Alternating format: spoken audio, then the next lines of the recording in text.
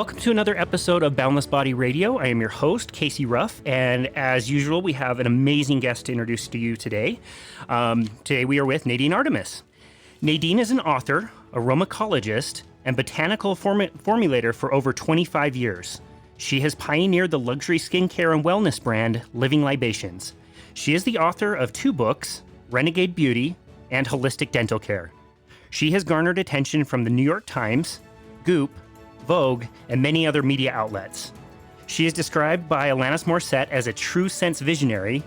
The founder of Aveda, Horst Reichelbacher, calls Nadine a pure flower of creativity. Wow, that is such a cool compliment.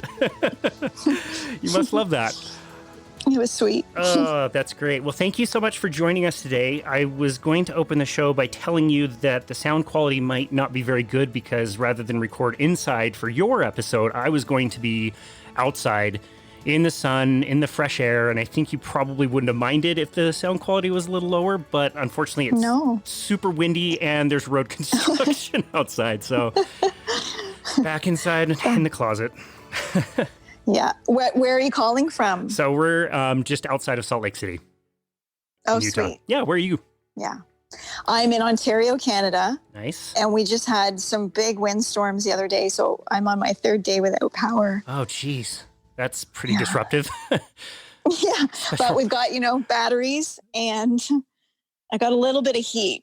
It's cold now. Is it cold already? Oh, yeah. And it's supposed to go to minus 15 tonight. Oh, no. That's way too cold. Well, if I can, I'll send you a blanket.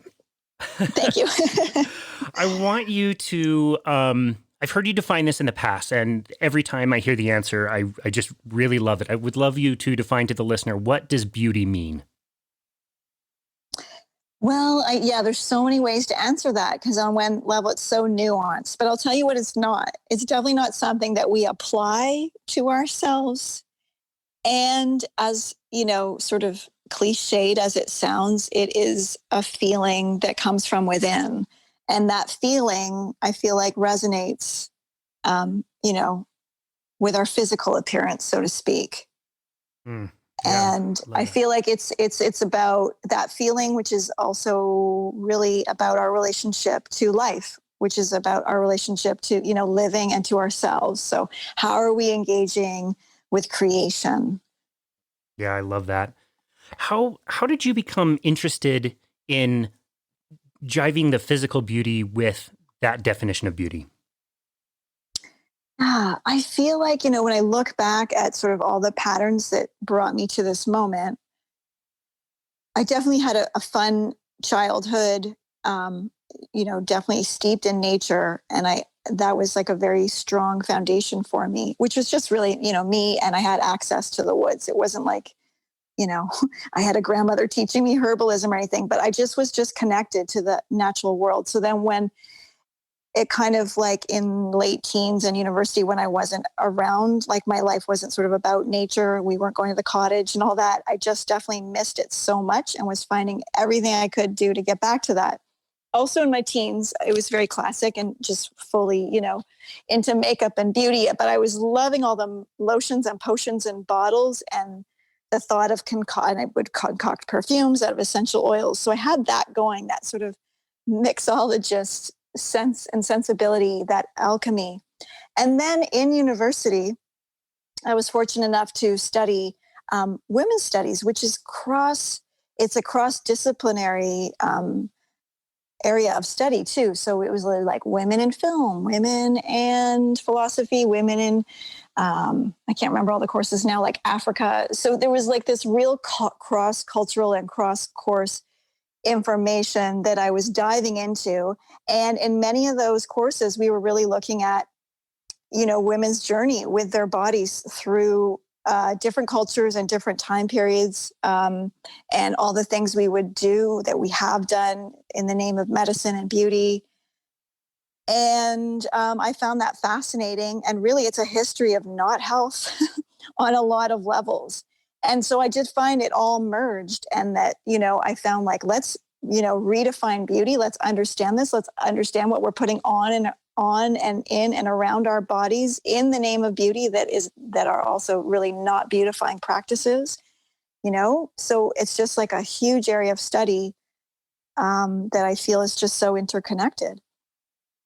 If I open up one of my personal training books, I will learn about the muscles, I'll learn about bones and ligaments and tendons, but it will pretty much just skip right past anything related to the skin. And I think it's Mm. interesting that it's what we see physically on the outside, but it's often overlooked. Did you find that as well? I did. And I think even when we say simple things that a lot of people might know, like the skin's our largest organ, it's still like, even when I hear that now, and I know I really do know that, it's just like, yeah. And it's so different because we don't think of it like the liver or the kidneys, which we can't see and we don't have that same relationship to. So I feel like on one level, it's just so obvious in our lives, like we know our skin, that we also have forgotten a bit about it or its function, or that, it's a huge eliminative organ and it can get congested and all these things. But meanwhile, we're just through sort of,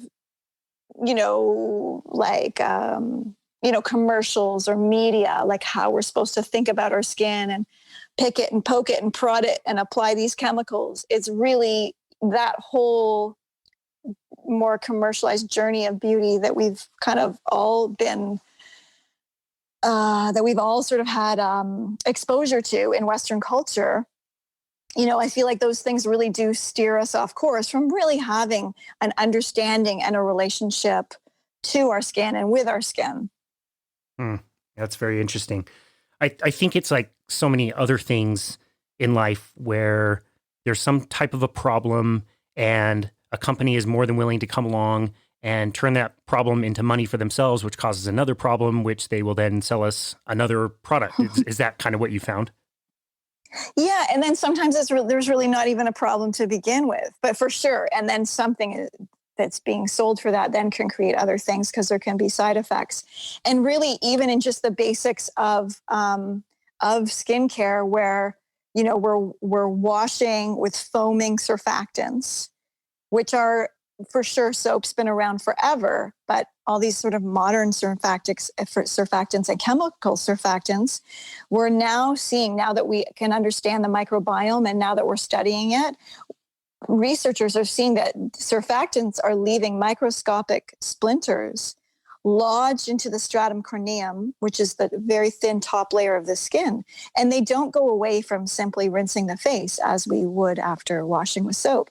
They lodge themselves in there and they build up over time. And this is all happening on a microscopic level. And what that can lead to are things like, just sort of dry, imbalanced patches or areas that are red and irritating. Or for some, it could be melasma or hyperpigmentation. For others, it could be eczema or acne. And then we're drying that out. And then we're like adding in some form of moisture, which could be, some kind of synthetic silicone or polymer, soy based, petroleum based. And, it's just getting so messy then. And what we're not understanding is that our skin, besides being our largest organ, is also this garden. It's this teeming tapestry with trillions of bacteria that have a home on our skin. And we really need to be good hosts to this bacterial banquet. And we want to actually step out of the way and we want to allow the bacteria to be our beautician, which is quite different than sort of this more chemical mindset that came out of the 40s that was sort of this more scorched earth policy. And that was seen, whether it was in agriculture or skincare, where it was just like, this sort of more germ warfare theory, which through understanding the microbiome in these past 2 decades, we're really realizing that we need the bacteria in our soil, we need the bacteria in our guts, and we need the bacteria in our skin. So modern skincare really is not designed for maintaining a healthy microbiome. Mm, that's very well explained.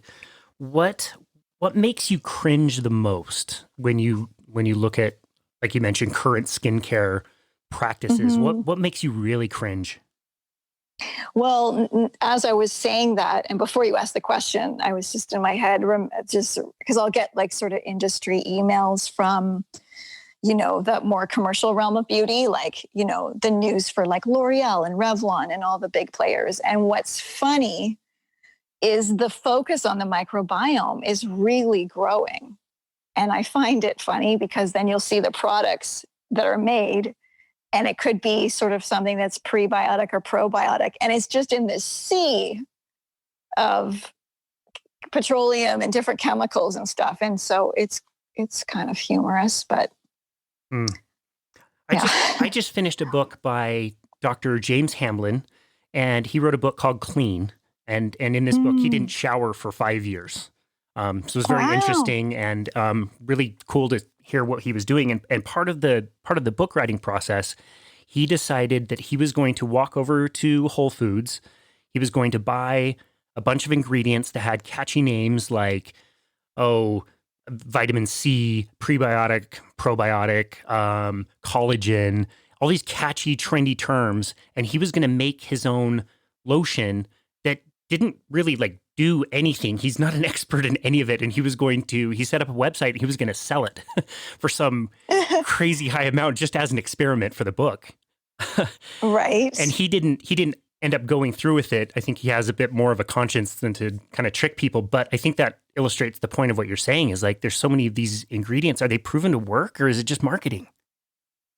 Well, I mean, yeah, there's a lot of ingredients, and where you'll find, whether it's even in the more green beauty industry or natural beauty industry or the commercial, is there's always like this one that's highlighted and it's like the new ingredient. But when you really look at it, it usually has other ingredients that are hidden, and it's in such a small amount, it's kind of irrelevant.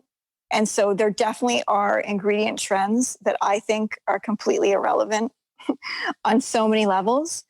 And really, I also feel like from the botanical world, it's like, sure, there's new discoveries, but like what I love working with are the ones that have been used in skincare, oral care for thousands of years and, have a beautiful track record in another way.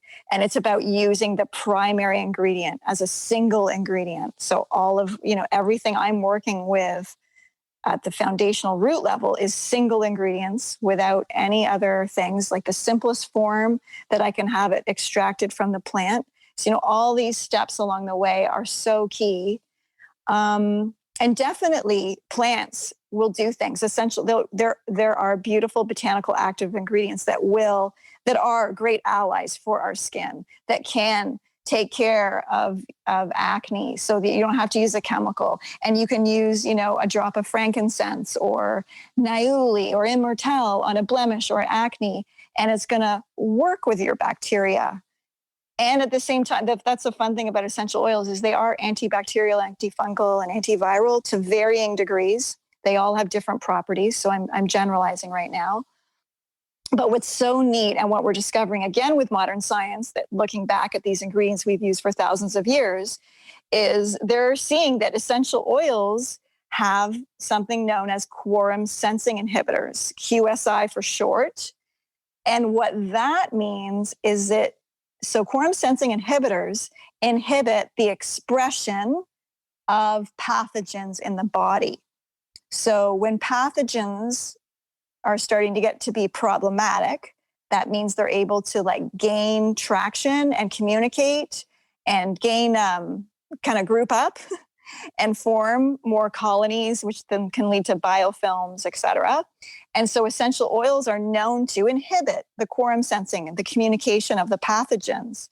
And so they're able to bust that up. They're also able to bust through biofilms in ways that some antibiotics can't. And at the same time, they're able to work in coordination with the friendly bacteria. So they really are. It's so great that we have access to these amazing distillates, to these amazing elixir ingredients. And so on a skincare level, they can help to inhibit the enzymes that break down collagen. They can help ease keloid formation. They can help to stimulate circulation and cell activity in an area. So there's definitely ingredients that do stuff.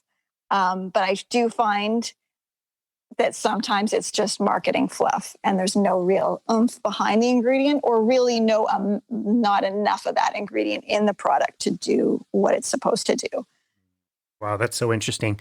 So on that note, if you look at your current products that you sell and you go back and compare it to what you were working with at university when you first started kind of being a chemist and playing with this kind of stuff. Are your products vastly different than what you were playing with back then? No, That's great.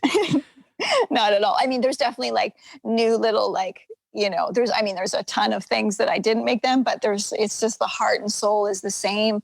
And also for some reason, like pretty much right out of the gate, I was able to discern differences in quality. I mean, as soon as sort of quality came to me and I was sourcing from around the world rather than just sort of at a local store. Um, and then once I locked on to that quality and to a lot of the distillers I work with today, it's like a lot of it's even coming from the same land that I was doing so long ago as well. That's so cool.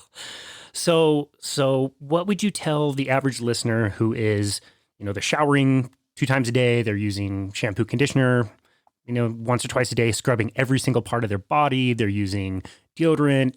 What tips and tricks would you give to, a normal person practicing hygiene in 2020? Yeah, that's a great question. And hygiene is important right now. Sort of our quarantine hygiene is a factor. What we've also come to know in the last few decades as we're studying the microbiome is there's sort of this other thing called the hygiene hypothesis. So part of also of our culture is we got too clean. So that being said, though, I like to be clean. I like the feeling of clean, but we've got to find that balance. So for sure, bathing and showering, you can do that, 5 times a day if you want. What you want to exclude is the harsh soaps. And bathing, like, salt baths or magnesium baths, you can put a drop of iodine in there, frankincense. There are ways that we can engage with the water and have that pleasure and that ritual or just that feeling. Really, like if you're having a shower in the morning, you want to have that wake up feeling.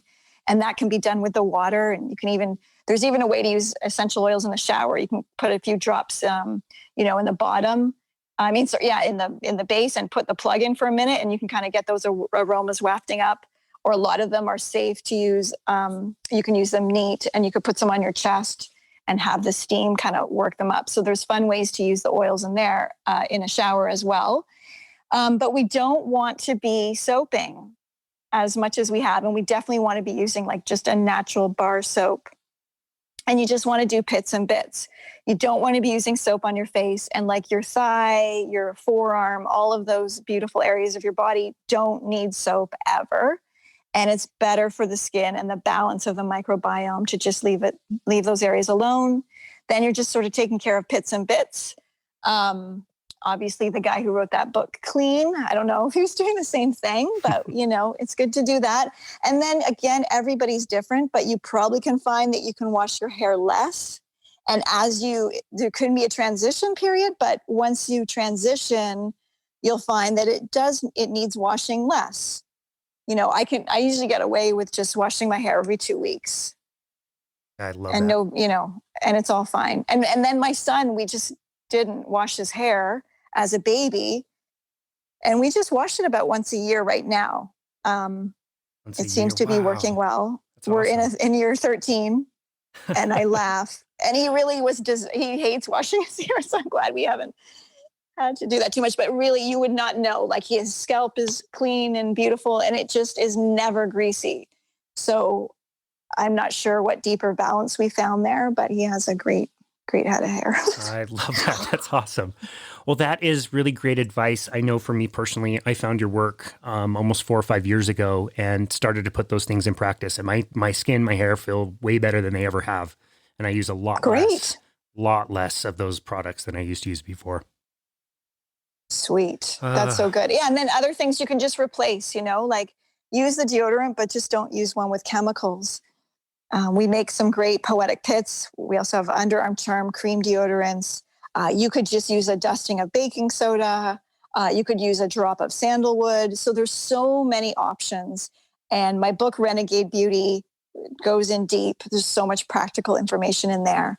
That's awesome. We will definitely link to that in the show notes and make sure our listeners know where to go. I do want to bring you back to talk about some of the products you make, but I want to talk to you first about one of my favorite topics, which is sunshine. So let's take a quick break and we'll come back and talk about the light.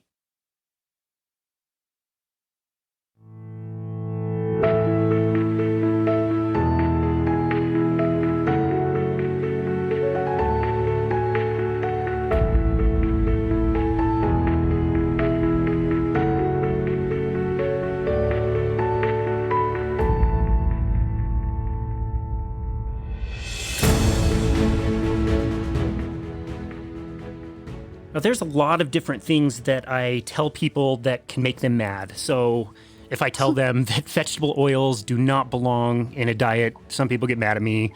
If I tell people I don't necessarily believe that fiber is absolutely essential in a diet, some people get mad at me.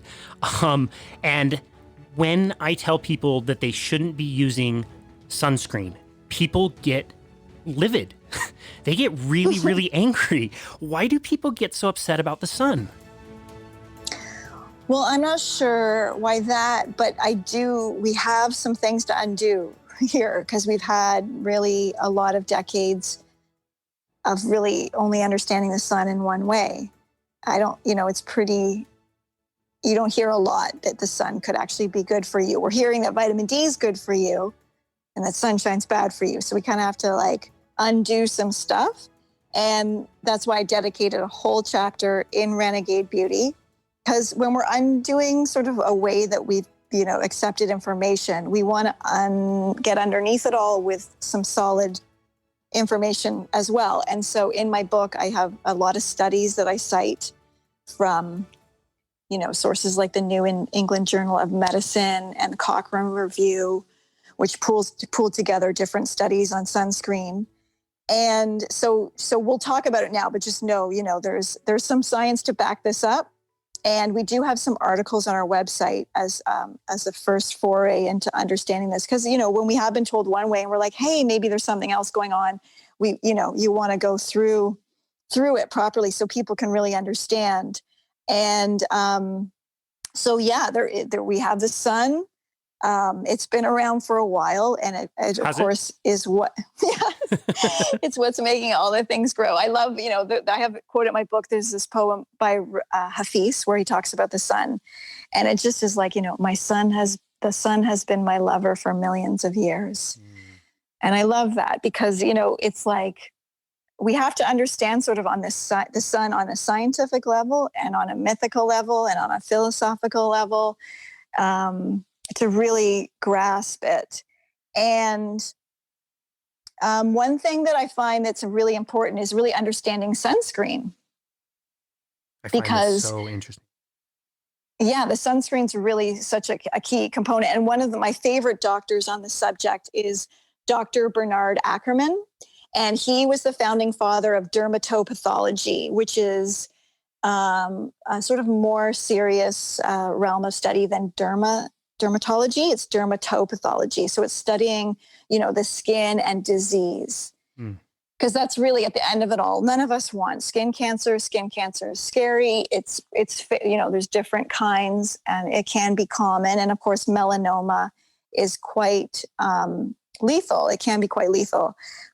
But and I'll speak generally here, but when we're looking at the studies, what we see is that people that live closer to the equator, people that have more recreational time in the sun, people that live closer to the sun, as I said, they have less chance of developing melanoma.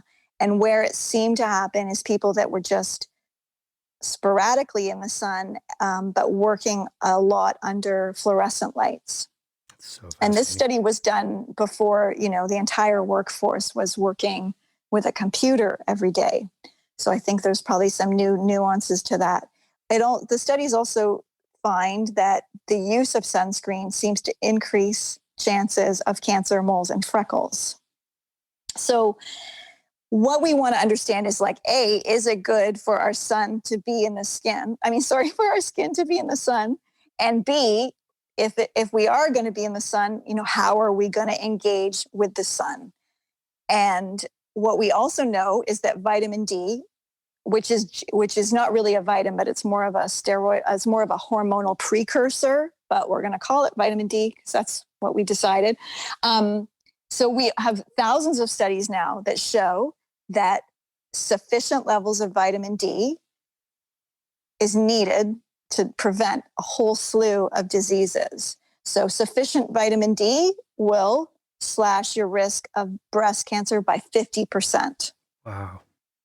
Juvenile diabetes seems to happen when the pregnant mother is insufficient in vitamin D. There are studies for this current virus out there that show that sufficient vitamin D levels will either help prevent you contracting the virus or will make the symptoms milder. I've So seen the that one a lot. experience. Yeah. And that's really good to know as well. So when we look at our skin and how it was designed, we know that there are thousands of vitamin D receptors, short form VDRs, all over our body, on our skin and in places too where the sun doesn't shine.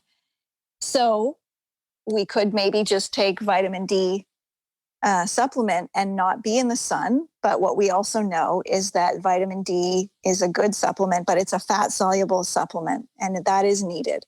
But when we engage with the sun, we create a water soluble form of vitamin D that cleanses our blood. And as we know, right, you put things in the sunshine to clean them. So it cleanses our blood. It generates antimicrobial peptides. So there's a whole bunch of stuff, a whole bunch of chemical reactions that are positive that happen when our sun and when the sun and our skin are engaged and we're drinking in those sunbeams. So we get a different form of vitamin D, which creates a very healthy cholesterol sulfate. Having enough vitamin D and interacting with the sun on our skin creates things that we need, like these antimicrobial peptides, which then generate something called cathelicidins, which generates a type of peptide called LL37 naturally in our bodies. And studies show when for the LL37 peptide, which can be actually taken, it's a substance. It was shown to help people that were experiencing sepsis, for example. So these are all the wonderful chemical reactions that happen from this very primal relationship of the sun and our skin. And our skin was literally designed to be receiving those rays. Our pores dilate to receive and bring in those sunbeams, which is, again, we still don't even know, all the wavelengths and all that we're ingesting, so to speak, when we're interacting with sunbeams. And the other thing is when we're using sunscreen, besides all the chemicals that we now know are, disruptive to the endocrine system, could lead to fertility issues, take their toll on our liver, these kind of things. Besides that, the key thing is that sunscreen separates UVA rays from UVB rays. So when we have sunscreen on, we're only receiving the UVA rays into our body. And UVA rays without its ultraviolet partner UVB is just the sun damaging ray. It's like sitting in front of a window the whole time, which if anybody has had a commute that they've done for years, and there's always a blast of sun coming through one window, that arm would have more freckles on it. So we need the full spectrum of rays. And it's the UVB that generates the vitamin D. So sunscreen is a bit of a problem on a number of levels. Wow. That's so crazy. I want to talk about some safe alternatives that we can be using in lieu of using sunscreen. So let's get back to that in a second. Before we go, I want to hear, you talked about supplementation. If somebody doesn't have access to the sun, they live at a latitude where they're not getting a lot of direct sunlight, you do find that supplementation is, yeah, right. You're up in Ontario. Yeah. You do find that supplementation can be a good alternative? Well, it's like a partnership, I feel. So I've just last week, I was able to, the rays were still long enough. So I'll keep getting sun as long as I can, but it does stop around now in November where the rays aren't really generating vitamin D and they won't generate vitamin D now till March. So we're like solar batteries a bit. So we want to store up. You want to start your sun tanning in the spring. You want to start slowly but surely. It could be 10 minutes a day, working up to an hour, and that's flipping sort of half an hour each side. There's an app called D-Minder, which will put in your geographic. Yeah. See, that's what everybody needs. So then you're also you're going to kind of know now how much protection do you need? Because there's going to be you want to have no protection for a bit. And now it's going to depend on your skin, right? Like a redhead multi-generational Irish redhead is going to have a different story than, a person from Greece, let's say, that has sort of a Mediterranean heritage. So we all have our different nuances. So you got to know your skin, and you got to sort of work up. If you haven't been, even if you're even Mediterranean, but you haven't been in the sun for years, you're going to have to work up to that. So that's why you want to start slowly but surely. And the D-Minder will tell you how many minutes today you need to be in the sun to get X amount of vitamin D. So that's great. And then after that, if you still are going to be out in the sun, then that's when you want to think about, either clothing or a hat or using botanicals. So we make a product called Everybody Loves the Sunshine, which is like a golden tanning oil.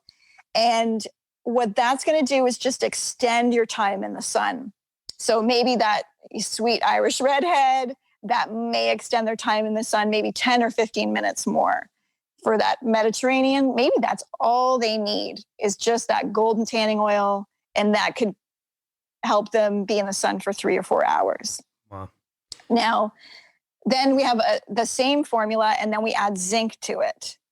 And how zinc works is it deflects the sun's rays. So you're not absorbing anything. It's literally a sun block, and the rays just bounce off of it. So that's where you can put on your nose or your shoulders if you've got to, surf for a few hours and can't wear a hat. Interesting. There's also something interesting about what you can and can't call a sunscreen, correct? Yes, sort of. So SPF. So people might ask, what's the SPF of Everybody Loves the Sunshine? And it doesn't have one because SPF is a classification or a term that can only be used with synthetic ingredients. So that's out of our wheelhouse.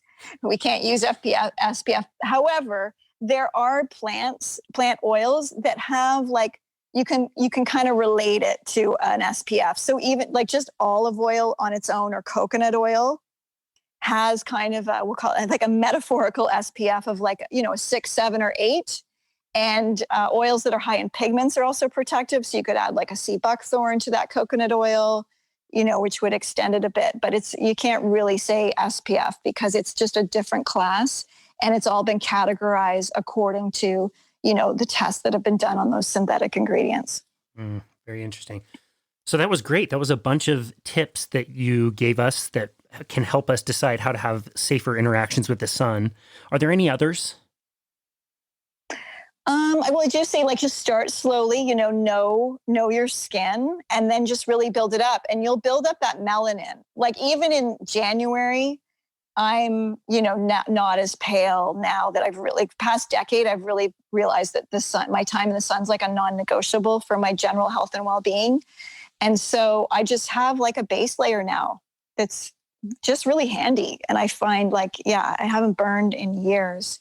It was more, I felt like it was more when I was in the other system and a teenager, and, where it was just like that, using the SPFs and not really understanding the sun in my skin, where that's when I was actually sort of getting burnt more. And then in my 20s, that's when I developed Everybody Loves the Sunshine, and I experimented with it out in the desert. And that's sort of when I kind of got everything locked in a bit better. I love that. Yeah, when I found your work, I got that tip to start early, start slow. And you're right, I never ever burn. And I spend a lot of time outside. Most of the day I'm outside with my clients, working out outside, and I never get a burn. I could be summer solstice all day without a shirt on, and I would not burn. Pretty cool. Yeah, I feel like I'm up to that level too. I feel like it would be different if I was in Hawaii, where, the sun's stronger, but it definitely just feels, I just feel like I've sort of brought my body up to, it's like the level of functionality in that area. I think it's like a bit of an untapped thing when we're not really working with our vitamin D receptors sort of brimming with this invisible nutrient that gets created with sunbeams. Yep. And then in that situation, if you were to go to a place that had really direct sunlight when you weren't ready for it in that season, you can leverage some of those other tips without having to put a whole bunch of chemicals on your skin that react with heat and light. Use the shade, wear a hat, spend a little bit less time. Yeah. And get that earlier morning sun, which is that's when you can really just lay out and bring it in. definitely, like, so I find in tropics that usually till around 10. But for the rest of the planet, really, you want it, you can really use that morning sun till solar noon to tan. I don't really vibe with the 11 to 3, don't go in the sun then. I find like you want to actually, till depending on where noon is for you, because it can be 1 o'clock in the afternoon, depending on daylight savings. And it's that the morning sun. And then if as much as I can too, to see the sunrise and sunset is really such a special gift when those line up in my days. That's so great. So another thing that I noticed that I got used to was being out in direct sunlight without sunglasses. And this morning, I was fortunate enough to see the sunrise, which was amazing. And I can look, not directly at the sun, obviously, but in that direction and let the beams of light go into my eyes. Can you describe what that process is and what the benefit is? Yeah, well, called sun gazing, and it seems to be an ancient practice. And actually, you can look directly at the sun in that first hour or the last hour of the day. And that can be strong. And so what you do is, obviously, the closer to the horizon, the easier it is to just drink it in. But what you want to do is just cover one eye with your palm, and then it's easier to absorb the light, and you kind of get used to it that way. And then, eventually your eyes will be strong enough to absorb the light with both eyes open. And that's really good too, because we're so indoors, we're so using computer time that a lot of people go outside and they're like squinting, especially kids. So you definitely want them to develop, that helps develop their eyes well. And if it is hard for you to absorb, like to walk outside in daylight without squinting, then that's a sign that you want to work on being able to absorb more light with your eyes. And that helps prevent crow's feet and stuff. Interesting. I've heard you mention in the past a type of therapy that was done with people with bone diseases, polio, things like that, where they would be in the sunshine to get treated. And one of the catches was they had to have their eyes exposed to the sunlight to get the cure. Do I have that correct? Yeah, that comes out of, so in 1902, heliotherapy, Dr. Niels Feinstein won the Nobel Peace Prize for heliotherapy, which is using the light to heal. And so this was sort of the beginning of our modern use of the sun, because ancient times they're using and working and worshiping the sun in many different forms, and they got it. So now we're at the beginning of the 19th century, we're beginning to go, okay, let's bring this into science. And then from that work in the 1920s, Dr. Auguste Rollier began healing clinics in Lausanne, Switzerland, which were like these hospitals with these big verandas.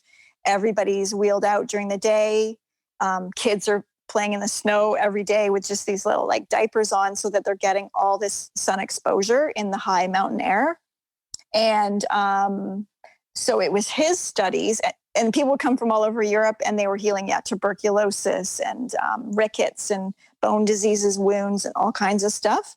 I think it was even written up in Time magazine at the time. And so he discovered that the healing benefits don't take place if the eyes are shaded.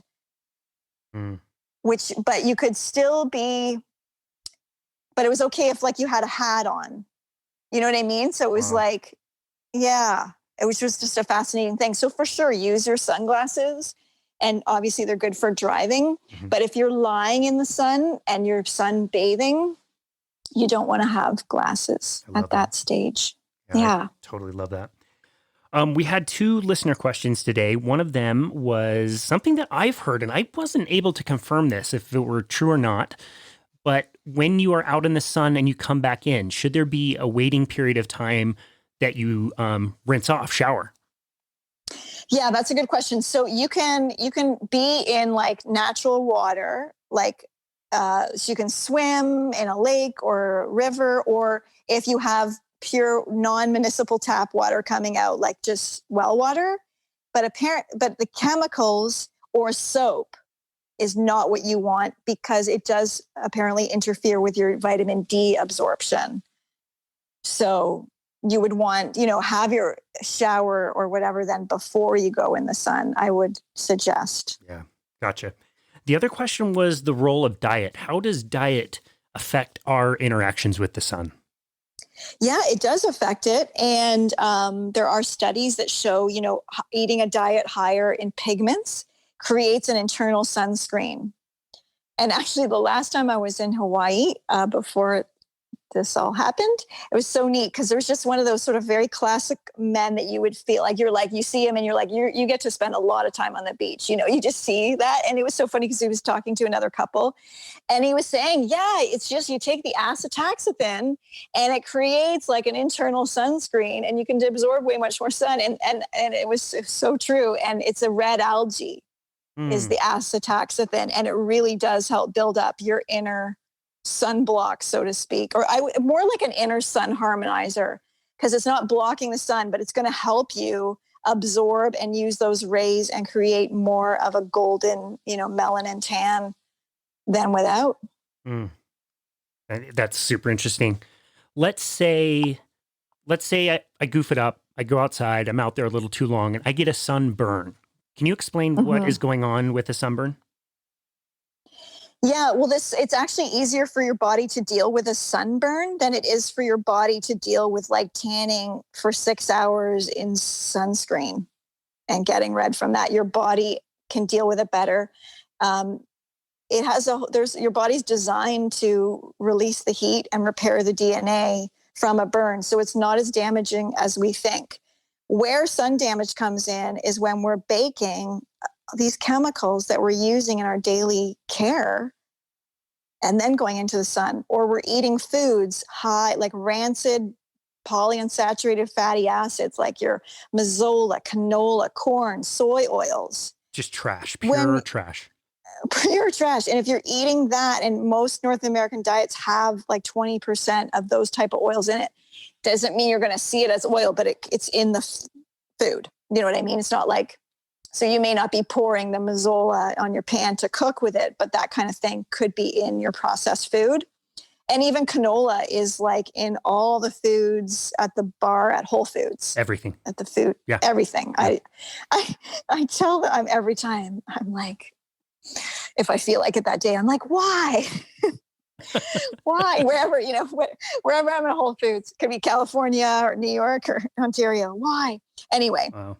Yeah. So canola. So those are things that are causing, the hyperpigmentation, the melasma, or the not, we got to think about what are we offering the sun to? It's a combined relationship, right? It's beautiful. I love that. It takes two to tango. I love that. Yeah, that's amazing. Yeah. I mean, with the polyunsaturated oil, it's extremely fragile and it oxidizes and gets rancid with light, heat, and air. And so if I'm walking through the grocery store and I see a clear plastic gallon of very inexpensive corn oil, and then I heat it up or I put it inside my body and then the sun interacts with it, what is going to happen? Of course, it's going to be a problem. And all those oils have been winterized, deodorized, depigmented. Yep. We'll link to the video from the show. I think it's like How It's Made, where it shows you how canola oil is made. And if you care to eat canola oil after watching the process, you're a braver person than I am because it looks disgusting. Wow. And also the ratios, the omega ratios are off. So I believe we're getting too much omega-6 and it's rancid. Yep. So the moment it's going into our bodies, it's creating a chain of, a cascade of situations, including like free radicals and oxidization, and the cells aren't happy. Yeah, absolutely. Well, this has been super helpful. I've so much enjoyed your content on this over the years. When the shutdown happened in March, my wife and I don't know if you ever watched the show Portlandia. There's a scene in Portlandia where it's kind of dark and cold and everybody's waiting for springtime and a light of sunshine will pop up and the whole town like runs to that one little spot and they throw a little party and then it gets cloudy again. It pops up somewhere else. They run. So that was basically us in the spring during the shutdown. Everybody said they were locked down. We didn't feel locked down. This is the most free we've ever been. And anytime the sun was out, we were out there and we built up a base to the point that we can spend most of our time outdoors in the safest environments and help care for our people and keep them safe as well. And a lot of that comes from your education and your knowledge. So we really appreciate that. Oh, thank you so much. Yeah, I just try and find it wherever I can. Luckily, we have some sliding windows to go to decks. So I will open those up and I will lie in the patch of sun in my house, if it's cold out. I love it. That's awesome. How cold does it get on that deck? How cold does it get? Oh, cold. Like again, tonight it might be minus 15 and it's just November. So wow. Yeah, we were out in springtime. Some of the days I would check the temperature and it was like mid 30s and we'd be out there, shirt off. For sure. Just who are these freaks outside trying to get some sun? Well, thank you again for this information. This has been great. Let's take a quick break and then I've got a few more questions for you.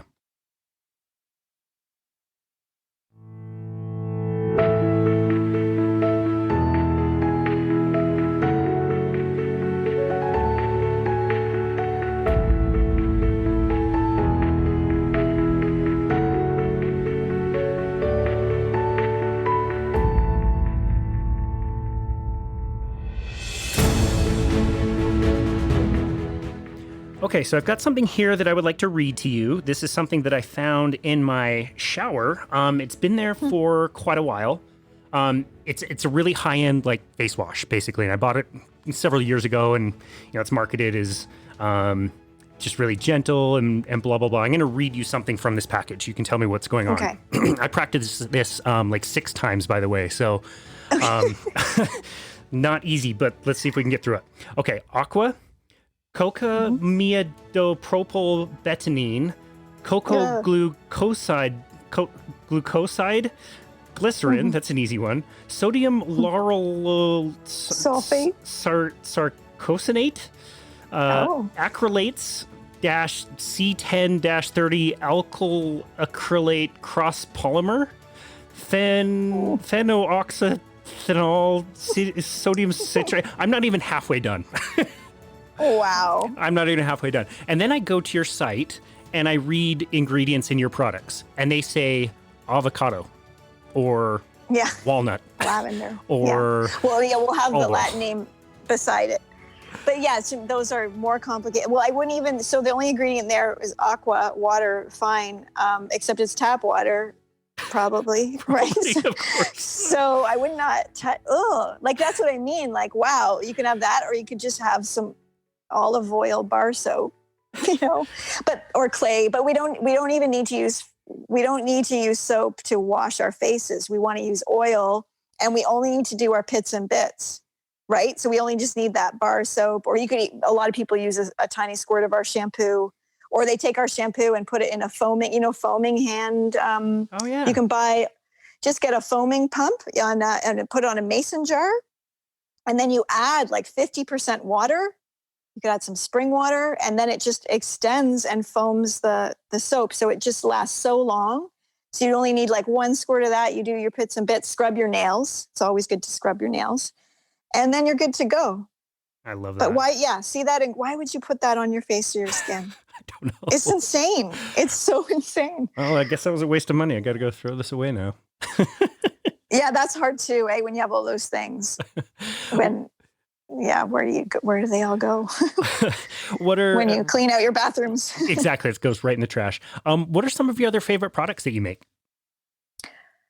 Oh, that's always a hard one. But I always have a best skin ever. I love the best skin ever rose and the rose glycerin. That's sort of all I need to take care of my face and skin. I'll use that all over. I'll bring it to massages. It's great. For my poetic pits, my favorite is the Neroli poetic pits. I think it's our most expensive one, but it was actually, I was just making that for myself. And then I was like, I think people would like it too. And it's got just the exquisite Hawaiian sandalwood and the Neroli. Again, 1 stroke will last you 2 or 3 days. Until you wash out your pits. It's amazing. Then of course we need an oral care product. So I'm always working with the Healthy Gumdrops Ozonated Gel and the Healthy Gum or the Happy Gumdrops paste. Sorry, we changed. It used to be Healthy. We changed it to Happy. Okay. Just you got to make the can't have the health claims. That's right. So it's Happy. And then I just, I've been using my own shampoo and conditioner for over 20 years. So I use the True Blue shampoo. And I love, love, love our Honey Myrtle hair conditioner. It's so, so gorgeous. Awesome. Oh, and then the Chocolate Ruby blushing balm for lips and cheeks. It's just the perfect amount of this beautiful red root. Oh, that's awesome. Color. Yeah. That's great. That'll give our listeners something to go look for in your store. And like I said, we'll make sure we link that. Is there anything you're working on these days? Anything you're particularly passionate about? Oh my gosh. I always have about 50 products on the go. I actually try and slow myself down for the sake of humanity and the company. And you're a very passionate person. We know that. Yes. Yeah. So lots of things. New toothpaste. Again, though, these things, they could take 3 months or it could be another 6 months. It depends. So yeah, a really cool new toothpaste with a mineral in it. A new toothbrush that's electric, but EMF free. That actually should be out in January. We've got a few new frankincenses, which are up now, and a beautiful sweetgrass in our just the single essential oils. And we've got a new solstice candle out for the holiday season, which is such a beautiful aroma. Bethany's going to love that one for sure. Yeah, it's a beauty. That's great. And we didn't even get time today to talk about teeth and dental hygiene, which I think is also very fascinating. Do you think maybe we could get you to come back on sometime in the future to talk to us about that? Oh, yeah, sure. And that does take a good focus on that is good. Yeah, I agree. Because it can be in depth. Yep. Yeah. Yep. So important. Well, listen, Nadine, we've really loved having you on our show. We've got a few questions to close this out. It's the questions that my wife and I ask each other at the end of every week. The first one is, Sweet. What is one thing that you learned or changed your mind about this week? What day are we at? We're only on Tuesday. Yeah, it's a quick week. Well, I'm learning to just be without electricity in the cold right now. So being without electricity is so hard. Yeah, we haven't had power since Sunday, and I've got the battery pack so I can do things like talk to you. And I've got one little heating pad underneath the duvets that's going to keep me warm in the -15 weather. Yeah, the last time our power went out, I was appalled at how many times I would forget. Like, oh, let me check my phone. Oh, no, phone's dead. I'll go into this room. Oh, yeah, no, I can't do that. I don't have a light. Let me turn on the TV. Nope, there's no TV. Or like, oh, I have a bath. Nope, can't do that. Yeah, but it also makes you appreciate it when it comes back on. Yes, which should be then 2 more days. So I'm excited. We're rooting for you. Thank you. What is one thing in this last week that you wish you had done better? Well, I wish we'd kept the batteries charged all the time. Good answer. That's a good answer. And had the camping stove fuel. Yeah, exactly. So yeah, I think I'd like to step up our emergency preparedness. Cool. That's great. It's a great thing to have. Yeah. That's awesome. The last question is, what is one thing that you are very proud of this last week?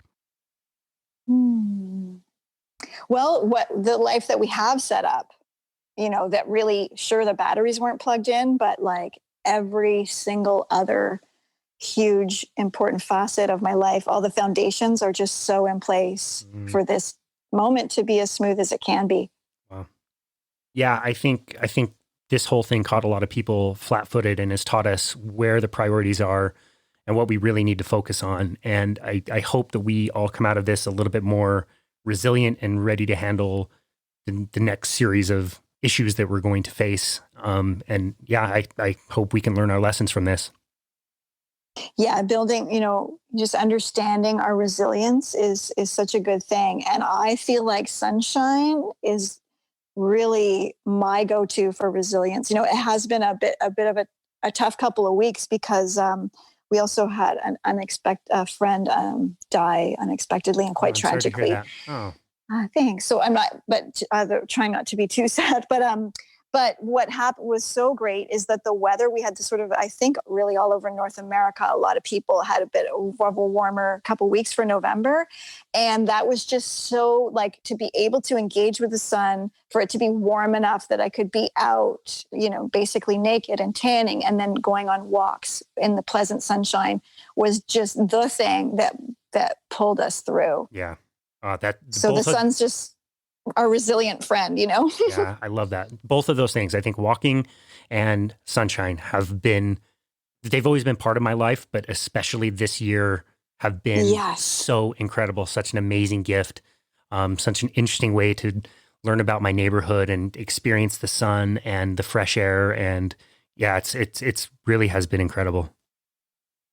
Sweet. Well, this conversation has been incredible. We're so grateful for you and your time and the things that you have taught us today and have taught us over the years. I know, again, personally for me, for Bethany, we have put a lot of those things in place and have noticed a huge benefit.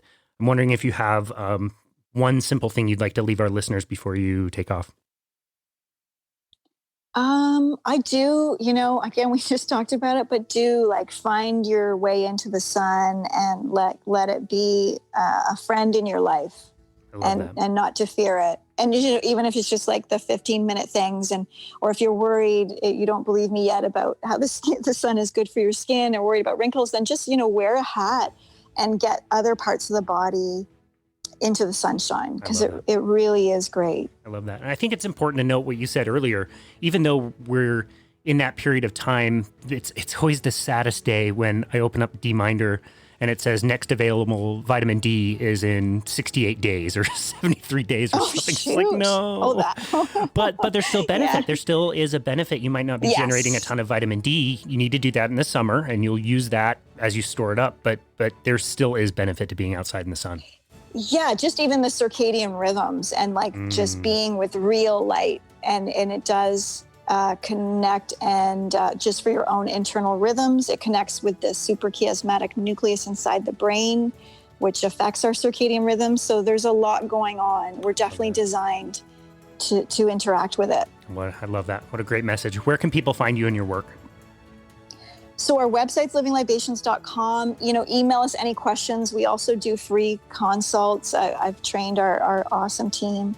And we're if we don't know the answer, we'll hopefully send you in the right way or give you some research. So yeah, feel free to email us. And then, the books are wherever books are sold, including our website, and then regular social media like Instagram and Facebook. You can catch us there. I love that. Awesome. Well, thank you, Nadine, so much. We're so grateful for you and your time. Thank you. Have a beautiful day. You too. And this has been another episode of Boundless Body Radio.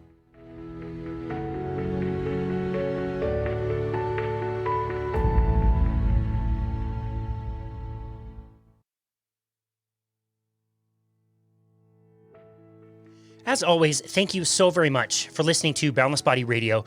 It's really inspiring and amazing to see some of the reviews that we have been getting, and also to receive so many messages and emails about how these episodes have improved our listeners' lives. And so thank you so very much. We are so happy to bring these episodes to you and provide them for free, and we really hope that they help you in your life. We have just passed 2 major milestones, which is absolutely mind-blowing to me. And basically, we did both of these in pretty much the exact same day. We have just passed 100,000 downloads worldwide of Boundless Body Radio, and we have just launched our 250th episode, which is absolutely amazing. Like I said, I never imagined we could reach that many people. We always want to keep you updated on things that we're doing on our website. So if you go to myboundlessbody.com, you can always see what we're up to. This month, we have a link that you can go and schedule a functional movement screen, which we do virtually over Zoom. A functional movement screen is a series of 7 different movements and 3 different clearing tests, which is designed to find weak links in the body, such as muscle imbalances and joint stability issues. It's a really great tool for discovering inefficient movement, and even if you're not experiencing pain in certain areas of your body, it's something that can prevent injury later on. Some muscles need to be stretched, some need to be strengthened, and we can help you create a plan around that so that you can stay healthy and continue to move well for the rest of your life. So again, you can go and schedule that at myboundlessbody.com. You will also see the other services that we offer. You can always schedule a complimentary 30-minute consultation with us to really chat about anything that you like. And remember, if you are enjoying Boundless Body Radio, please take a minute, give us a rating or review on Apple. It really helps get this passion project out to other people. And thank you again for tuning into Boundless Body Radio.